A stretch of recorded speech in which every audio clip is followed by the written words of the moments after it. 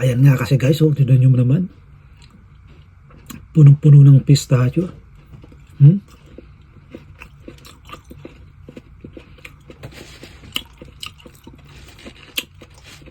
Grabe.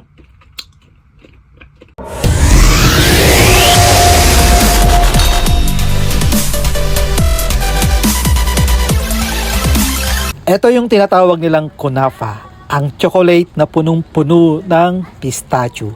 Pistachio kunafa chocolate. Ayan o. Cocoa melt.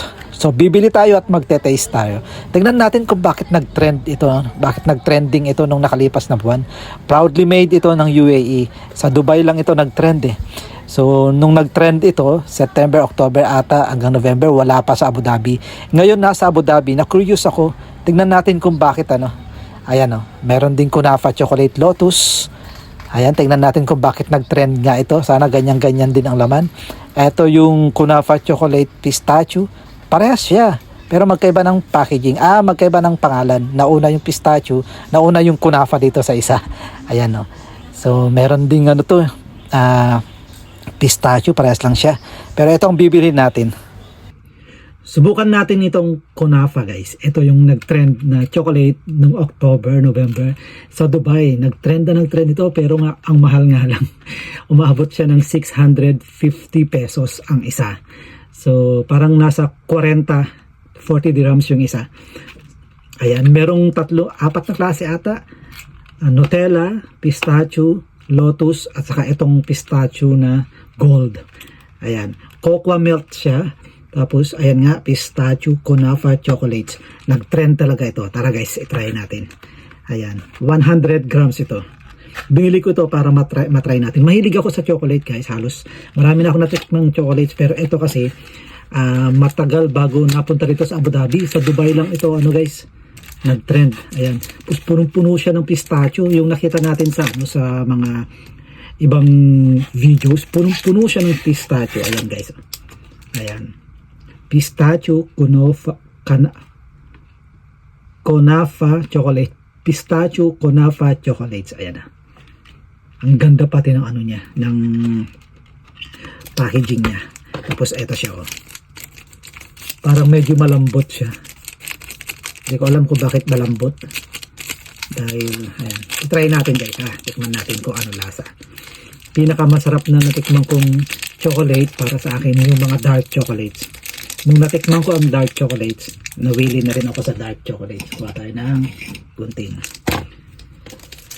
So, sabi ko nga, merong Nutella, tapos yung pistachio na green, tapos lotus, tapos eto, pistachio chocolate na gold yung niya, may pagka-gold. Ayan Pero eto yung sumikat talaga. Tanan! Ano ba pagkakaiba nito? Ayan. So, eto guys, pakita ko na lang sa inyo Buksan natin. Yan naman, ayan parang lumambot siya. Ganito ba talaga siya? Matigas yung dulo, tapos malambot sa gitna. Siguro, dahil naglakad nga ako guys nung binili ko to.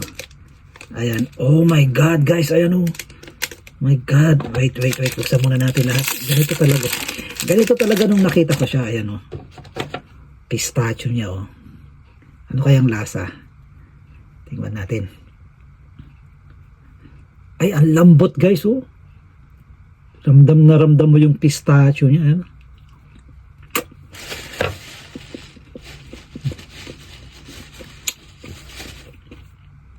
Super tamis.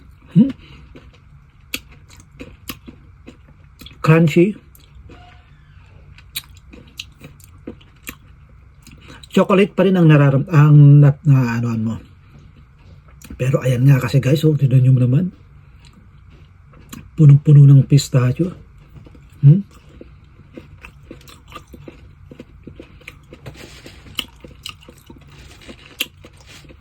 Ano ba?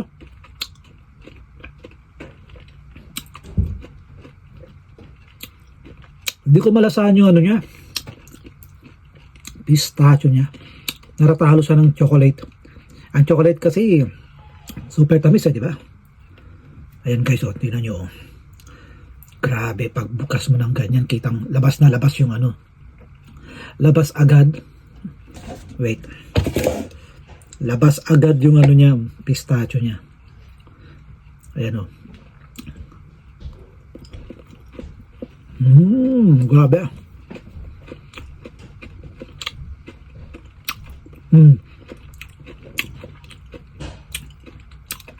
Nalalasahan ko na yung pistachio niya. Nagme-melt siya sa bunganga mo na parang may crunchy. Kaso, itong chocolate talagang matamis ang chocolate. Lalo na ngayon, medyo bawas ako sa chocolate. Ngayon lang din ako kumain ng maraming chocolate. Grabe guys. Grabe yung niya, pistachio niya. Ang dami. Kaya pala nag-trend ito nung bagong labas.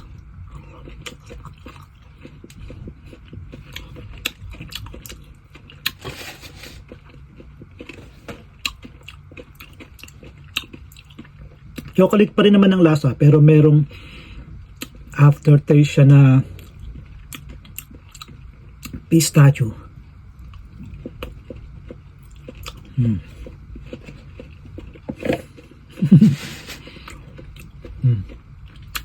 Grabe. Punong-puno.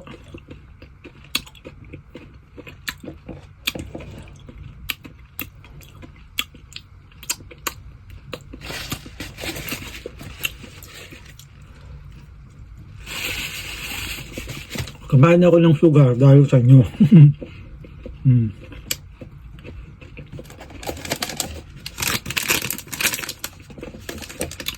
Kain natin bukas.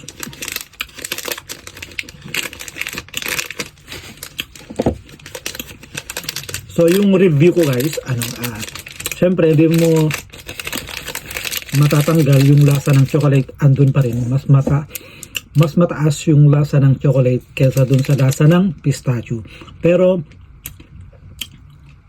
nakakagat mo yung pistachio niya, parang crunchy lang siya. Tapos yung lasa may naiiwan sa bunganga mo na yung maliliit na yung nagiling siguro na pistachio. Tapos may lasa rin siyang pistachio, pero mas malakas yung lasa ng chocolate. Tapos matamis kasi bawas na ako ng sugar, hindi na ako masyado nagsusugar, kaya konting sugar lang, talagang natatamisan na ako.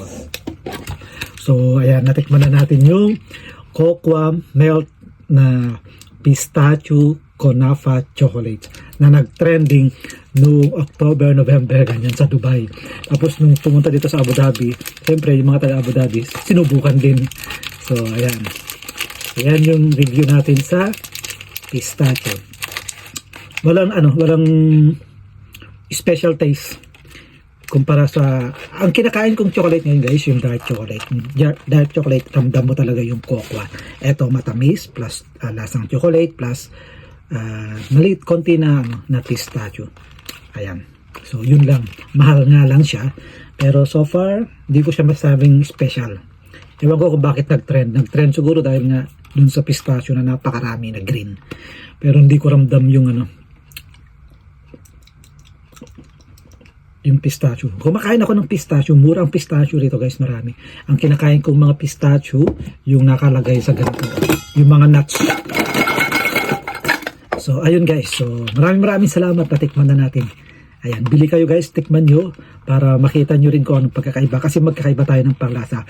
Para sa akin, hindi siya ganun ka-special. Normal lang siya na chocolate plus may lasang pistachio. Ganun siya. Siguro, tapos mahal. Ayan. Siguro special sa mga iba kasi nga mahilig sila sa chocolate. Ako mahilig din ako, pero dark kasi ang kinakain ko. So ayan, maraming salamat guys. Pistachio out of 10. For me, masasabi ko naglalaro siya ng 8, 7 to 8, parang ganun. So ayan. Okay guys, maraming salamat. Please pa-subscribe, pa-support, at huwag kalimutang pindutin yung notification bell dyan sa baba. Sinubukan lang natin ito. Have a good night ahead and God bless.